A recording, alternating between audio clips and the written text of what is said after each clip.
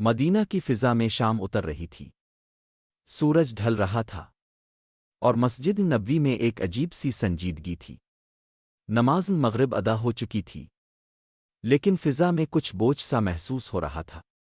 یہودی علماء، توریت کے عالم، قدیم علم کے محافظ، کئی دنوں سے نبی کریم سے سوالات کر رہے تھے۔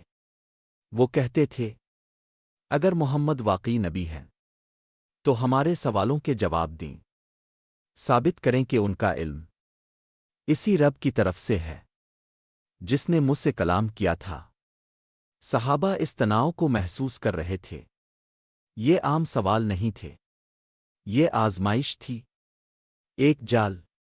ایک شام یہودی علماء کا ایک گروہ آیا، ادب سے مگر نیت کے ساتھ۔ کہنے لگے، اے محمد، ہم تم سے ایک سوال پوچھتے ہیں، ایسا سوال جس کا جواب صرف ایک سچا نبی دے سکتا ہے۔ اپنے رب کے بارے میں بتائیے، وہ کون ہے؟ اس کی صفات کیا ہیں؟ یہ سوال ہر چیز کی بنیاد تھا۔ فضا خاموش ہو گئی، صحابہ کی سانسیں تھم گئیں۔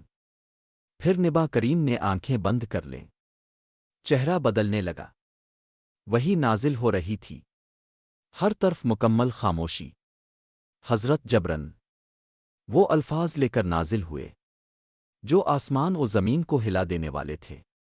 جب وہی مکمل ہوئی، نبی نے آنکھیں کھولیں، چہرہ نور سے چمک رہا تھا۔ اپنے آہستہ آہستہ وہ آیت تلاوت فرمائی۔ جب تلاوت مکمل ہوئی، یہودی علماء ساکت رہ گئے، اللہ لا کہنے لگے، الہ الا یہ هو انسانی کلام نہیں ہو الحی سکتا، القیوم۔ یہ خالص الہی علم ہے۔ کچھ وہیں اسلام لے آئے اور کچھ خاموشی سے پلٹ گئے، یہ جانتے ہوئے کہ وہ سچ سن چکے ہیں۔ نبی مسکرائے اور فرمایا، یہ قرآن کی سب سے عظیم آیت ہے۔ یہ ہے اتا الکرسی۔ کیوں؟ کیونکہ لوگوں نے اللہ لا اللہ کے بارے میں الہ پوچھا الا اور هو اللہ نے الحی خود اپنا تعارف کروا دیا۔ القیوم۔ نہ کہانی، نہ مثال، صرف خالص حقیقت۔ لیکن اتا الکرسی کا اثر صرف ایمان والوں تک محدود نہ رہا، لا کچھ اور بھی تأخذه ہوا۔ سنة غیب کی ولا دنیا میں نوم۔ مدینہ کی رات غیر معمولی طور پر خاموش تھی۔ ایک صاحب صدقہ کی کھجوروں کی نگرانی کر رہے تھے۔ کہنے لگے، ایک بھی کھجور غلط ہاتھ میں نہیں جانی چاہیے۔ اچانک، کون ہے؟ چور، کھجوریں کیوں چرا رہے ہو؟ ایک کمزور آواز آئی، مجھے چھوڑ دو، میرا خاندان بھوکا ہے، میں نے بس تھوڑی سی لی ہے۔ صاحب کا دل نرم پڑ گیا، رحم غالب آ گیا۔ دوسری رات پھر وہی ہوا۔ تیسری رات اس بار وہ مخلوق بولی، اگر تم رات کو اتا الکرسی پڑھ لیا کرو تو میں واپس نہیں آ سکوں گا۔ اگلی صبح یہ واقعہ نبی کو سنایا گیا۔ اب مسکرائے اور فرمایا، وہ شیطان تھا، جھوٹا ہے، لیکن اس بات میں سچ بول گیا۔ پھر فرمایا، شیطان بھی اتا الکرسی کی طاقت جانتا ہے۔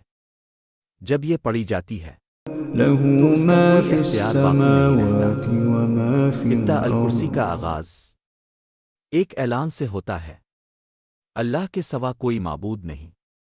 یہی بنیاد ہے، وہ زندہ ہے، ہمیشہ زندہ۔ ہم سوتے ہیں، وہ نہیں سوتا۔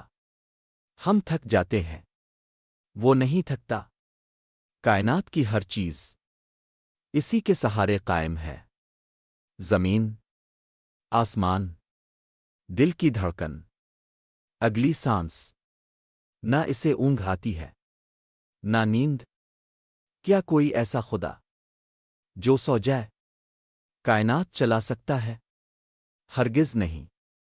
آسمانوں اور زمین میں جو کچھ ہے اسی کا ہے۔ تمہارا گھر، تمہارا مال، تمہارے بچے، سب اللہ کے ہیں۔ ہم میرا ہی کہتے ہیں کیونکہ ہم بھول جاتے ہیں۔